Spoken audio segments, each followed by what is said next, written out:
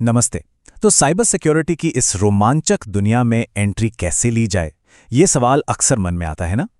आज हम इसी पर बात करेंगे, एक बिल्कुल साफ step by step road map, zero से पहली जॉब तक का। और सबसे बड़ा सवाल कि भाई इसमें टाइम कितना लगेगा, तो जवाब है सिर्फ 7 से 10 महीने। जी हाँ, सही सुना। अगर पूरी लगन से मेहनत की जाए तो 1 साल से भी कम में कोई भी जॉब के लिए तैयार हो सकता है। तो ये रहा हमारे आज के सफर का पूरा खाका।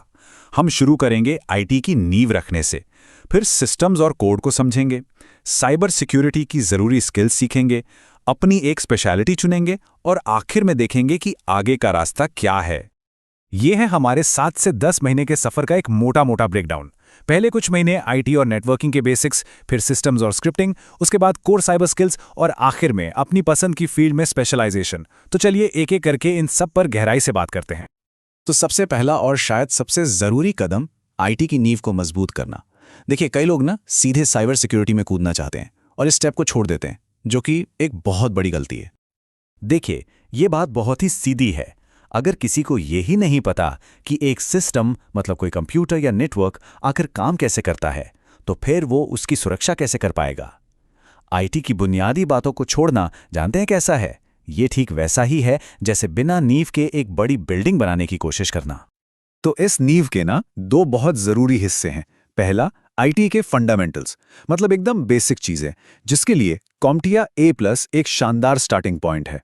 और दूसरा, कंप्यूटर नेटवर्किंग, मतलब ये समझना कि आखिर ये सारे कंप्यूटर एक दूसरे से बात कैसे करते हैं। और इसके लिए कॉम्टिया नेटवर्क प्लस या CCNA बहुत काम आते हैं। अब नेटवर्किंग में भी कुछ चीज़ें हैं जो एकदम नॉन नेगोशिएबल हैं, मतलब ये तो आनी ही चाहिए, जैसे OSI और TCP/IP मॉडल्स, IP एड्रेसिंग क्या होती है, सबनेटिंग कैसे करते हैं और HTTP जैसे प्रोटोकॉल्स। इनको समझना किसी भी साइबर प्रोफेशनल के लिए बहुत ज़रूरी है। असल में यही तो वो भाषा है जिसमें पूरा इंटरनेट एक दूसरे से बात करता है। और हाँ, यहीं पर एक बहुत बहुत ज़रूरी बात समझनी है। सिर्फ सर्टिफिकेट्स की लाइन लगा देने से नौकरी नहीं मिलती।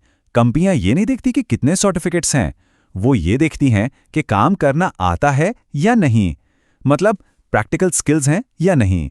इसलिए लैब्स में घंटों प्रैक्टिस करना उतना ही जरूरी है जितना कि एग्जाम पास करना।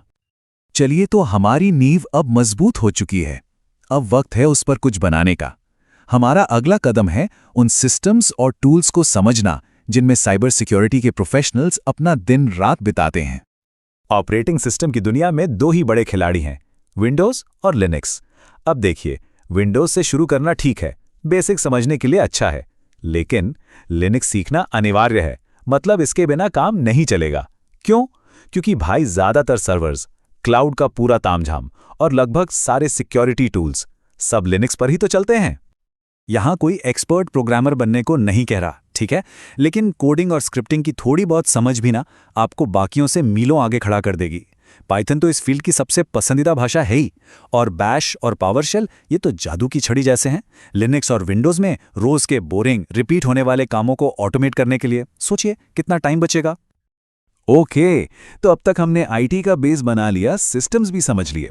अब हम आ पहुंचे हैं सफर के सबसे रोमांचक मोड़ पर। अब हमारा सामान्य आईटी ज्ञान बदलेगा खास सिक्योरिटी स्किल्स में, मतलब अब असली साइबर सिक्योरिटी की ट्रेनिंग शुरू होगी। और इस दुनिया में घुसने के लिए अगर कोई एक दरवाजा है ना, तो उसका नाम है कॉम्टिया सिक्योरिटी प्लस। ये इंडस्ट्री का स्टैंडर्ड है। ये सर्टिफिकेशन एक तरह से इस बात का सबूत है कि किसी को सिक्योरिटी के बेसिक्स अच्छे से आते हैं। और सच कहूं तो कई एंट्री लेवल जॉब्स के लिए तो ये एक तरह की जरूरत ही बन गया है।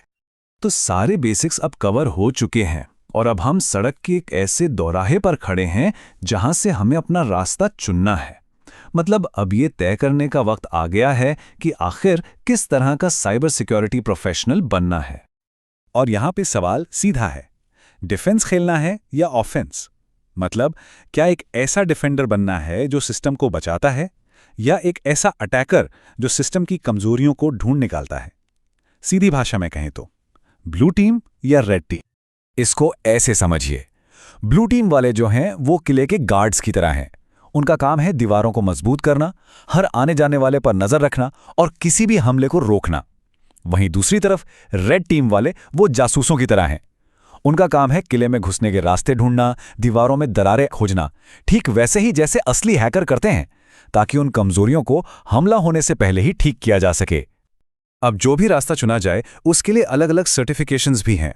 अगर डिफेंस यानी ब्लू टीम की तरफ जाना है तो सिस्को साइबर ऑप्स या BTL1 जैसे सर्टिफिकेशंस बहुत अच्छे हैं, और अगर ऑफेंस यानी रेड टीम की दुनिया में कदम रखना है तो EJPT या PNPT बहुत पॉपुलर हैं। ये सर्टिफिकेशंस आपको अपनी चुनी हुए फील्ड में एक एक्सपर्ट बनने में मदद करेंगे। और एक बात याद रखनी है, चाहे कोई भी टीम चुने, ये एक उसूल कभी नहीं बदलता। सिर्फ किताबें पढ़कर या वीडियो देखकर काम नहीं चलेगा। जो कुछ भी सीखा है उसे असल में करके देखना होगा। थ्योरी को प्रैक्टिकल में बदलना ही पड़ेगा। और अच्छी बात यह है कि प्रैक्टिस करने के लिए कमाल के प्लेटफॉर्म्स मौजूद हैं। ट्राई हैकमी और हैक द बॉक्स जैसी वेबसाइट्स, ये तो जैसे साइबर सिक्योरिटी के लिए एक वर्चुअल जिम है। यहाँ पर बिल्कुल असली दुनिया जैसे सिनेरियो में अपनी स्किल्स को आजमाने का मौका मिलता है। मतलब एक सेफ एनवायरनमेंट में हैकिंग सीखने का सबसे बढ़िया तरीका। तो नींव रखने से लेकर स्पेशलाइज करने तक हमने पूरा रोड मैप देख लिया। चलिए अब फटाफट सब कुछ समेटते हैं और देखते हैं कि इस सफर में आगे क्या ध्यान रखना है। तो आखिर में बस इतना समझ लीजिए कि ये रोड मैप एक नक्शा है। ये आपको रास्ता तो दिखा सकता है, लेकिन उस पर चलना तो खुद ही पड़ेगा।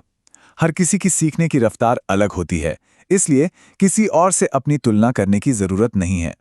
सबसे जरूरी चीज है कंसिस्टेंसी, मतलब रोज थोड़ा थोड़ा सीखना और प्रैक्टिस करते रहना। बस यही कामयाबी का असली मंत्र है। रास्ता तो अब बिल्कुल साफ है। सवाल अब ये नहीं बचा कि कहाँ जाना है।